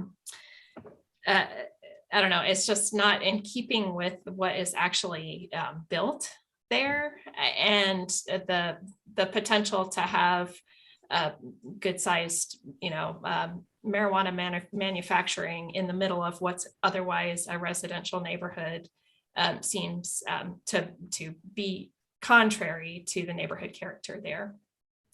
Just if we're going to talk about carve outs, I want to put that on the table. Thank you, Sandra, and then Amber. Thanks. I don't know if you guys talked about this in the demonstration, if I missed it or not, or if it's up to the state rules, but what will the laws be regarding what, like in a bar, you have to consume the product in there, but in a liquor store you can't. So I was wondering, will you be able to consume the product in the store, or will there be like little areas that you can, like a smoke den or something? Yeah. How is that going to work? Absolutely. I can speak to that. So in the state bill, no cannabis product may be consumed on a licensed premises. That is one of the phrases that they say. Then there's also no public consumption is allowed. And so those two kind of come together to encapsulate that you cannot consume on site, and you can also not consume in the public area. Okay, so it'll be basically for home use only. Pretty much home use only. Okay. Yeah, I don't think that they've allowed for anything like a smoking lounge additionally. So yeah. Okay, thank you. Private spaces. Mm-hmm. Amber? Yeah, I don't think everyone's, I think there are a lot of edibles and other ways people are ingesting marijuana at this point, just as a note. But I just wanted to make a comment because I have heard my fellow councilors talking about, the voters voted for this. And they voted for it almost at 57%, I believe, if my memory serves me correctly. But I don't think they just voted for it, carte blanche. I think that they want us, and it is up to us to make this industry an energy efficient industry in our community, to make it something that doesn't ruin the character of our neighborhoods, to regulate it in a way that that our constituents would expect us to do. I don't think that meant a free for all when they voted for it, and I just want that stated. Thanks, Amber. I'm going to go now to public comment. Mr. Thomas, do you still have a comment? Feel free to raise your hand if you do. Okay. Okay, you should be able to unmute now. Hello, my name is James Thomas. I'm the owner of the Higher Standard Dispensary. I've got 5 stores in the state, multiple grow locations in multiple cities, and I just want to talk about several points that I've heard you guys speaking about. A concerning one is the electricity part. With the I don't really understand it, I guess. I mean, I just want to point some things out to help you maybe understand my point of view. For example, you talk about the old lights that take more energy, right? Which are like the high pressure sodiums, the metal halides, things like that. They're typically, a lot of guys are using those at about 1,000 watts per light, right? So a new grow that I'm building, we've converted into LED to get away from, those dinosaurs, right? The new lights that we're using are LED, but in order to get the same type of output that we were getting from the previous light that we're replacing, these LEDs are 720 watts per light, okay? So you're saving 280 watts difference per light. However, the footprint of light that they emit, you essentially have to have, almost 2 of these LED lights to 1 of the old lights. The heat thing, they're definitely cooler in a space, so you can use less AC because it's not as hot. So you can put more lights in a space with less heat.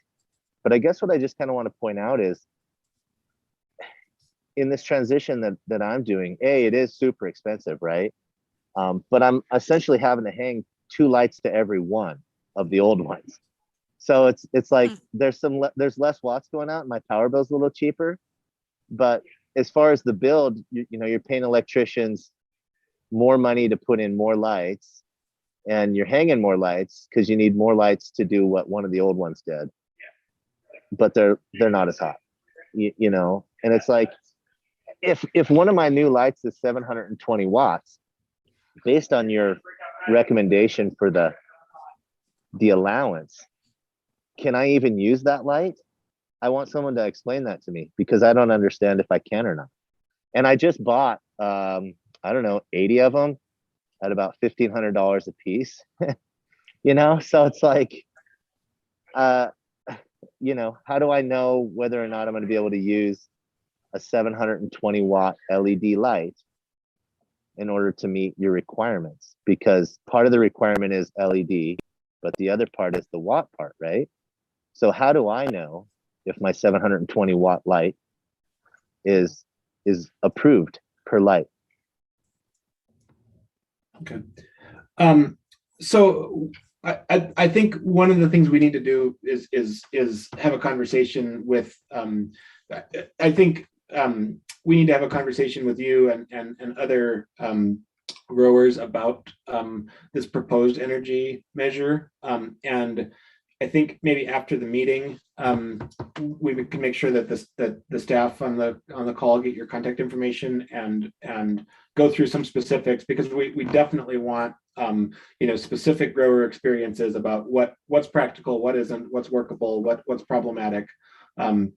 And just to be clear, the proposal before us does not have a specific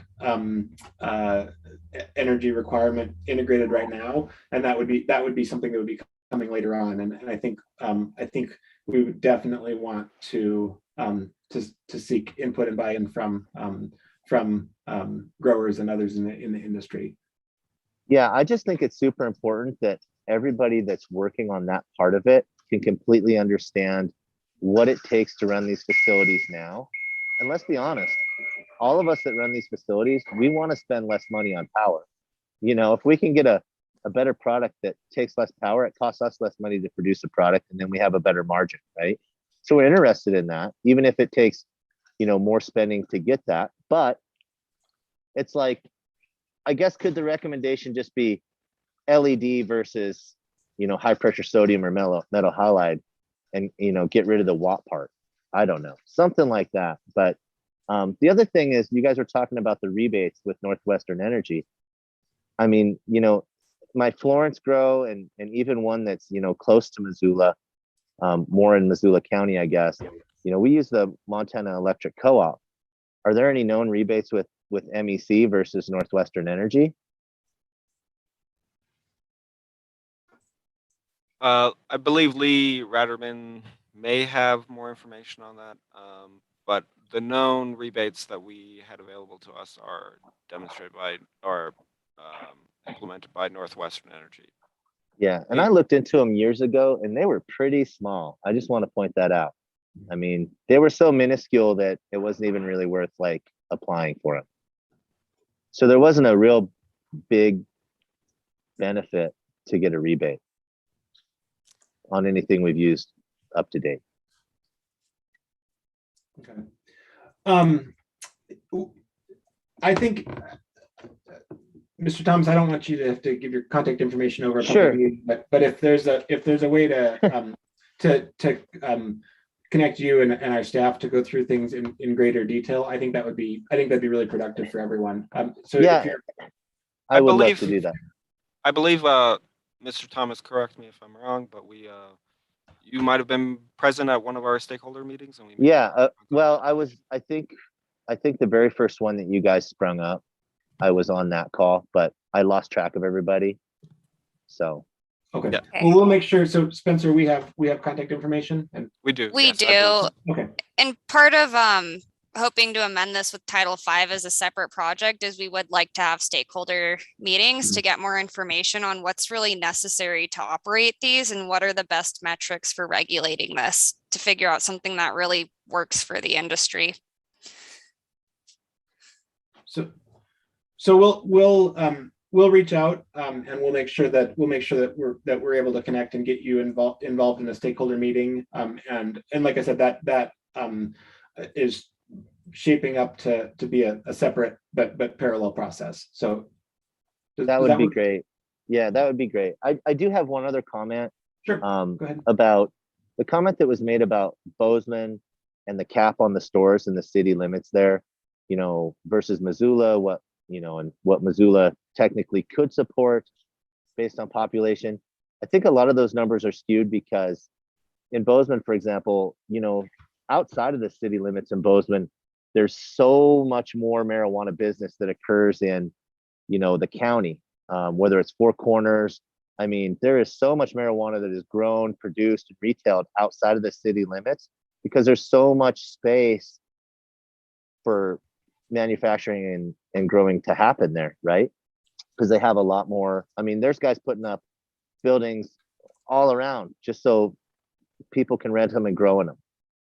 Missoula, not so much. You start looking for space to grow in or retail in, there's not a lot. Not to mention, not everybody is willing to lease to cannabis people, right? So whether it's for a grow or a retail store, man, throughout the years of doing this, I'd say I'm just super lucky to have the places that I lease now. They're not, it's not like everybody wants a cannabis, so I get the concern with the buffers and this and that. And I do have a store in downtown Missoula. Is it good for me, for you not to allow more stores downtown? You bet. Let's do that, right? But you get what I'm saying. I guess and the other thing is you got to think about the people that travel through Missoula, come through Missoula. My store downtown for the last 2 or 3 years, I've turned thousands of people away that I couldn't sell marijuana to because of, medical versus recreational. I'm looking forward to actually being able to make money in Missoula in the recreational market because I haven't made any here yet. So, those are just some things to think about and consider, I guess. Yeah. Okay. Well, I appreciate the feedback, and we'll make sure that we get that we connect. We're running out of time, so I'm gonna have to. Yeah. Thank you so much. I appreciate it. Yep. Thank you. All right, Mr. Larson, public comment. Yeah, Matt Larson, Ward 3. Thanks for allowing me to speak again. This is essentially just another obfuscation of a market that creates a bubble on top of a bubble, just like what happened with the place to call home and the housing stuff. We're middlemaning another market. We don't need to do this. We can let the market decide for itself. And it's overregulation. I'd like to see the numbers on how many illegal Airbnbs have been cited. I'd like to see the numbers on that. Like, there's no mechanism to enforce this, especially under state law. So like, it's just another money grab essentially by the city. And it's ironic that you would block off downtown after rumor is that Nick Chakota is involved with a dispensary now downtown. So it's like overregulation of just this one industry is ridiculous. Same with the crypto mining. I'd like to see how many people have been cited for illegal crypto mining. There's just no way to find it. It's ridiculous. But that's my opinion. Thank you. I'd also like to state that alcohol does far more damage to our community and is looked at in far different light. We're top 10 per capita with microbreweries and micro distilleries now, and we're still on the top of the DUI fatalities. We do not regulate that industry to the same grade within our municipality, and the numbers show it. We're like behind Portland, Oregon. So I'd like some equity to be placed upon the life-changing substance abuse issues in the community at this large. row right here might be too dark. I think maybe we could go. Okay, thanks for interrupting. But I was pretty much done there. So have a great night, and I appreciate the introspective look into this, but how are we going to regulate it? And what are the numbers on regulating other things like it, like Airbnb and the crypto mining? All right, thank you. We are out of time. So are there any parting thoughts for Mirta, go ahead. I just wanted to add one more thing, perhaps for staff to give us next time we meet, and that is, how will our efforts match or parallel the ones in the county? Are we working together, or the timeline in terms of what they're thinking about doing and what's being proposed in the city limit? Thank you.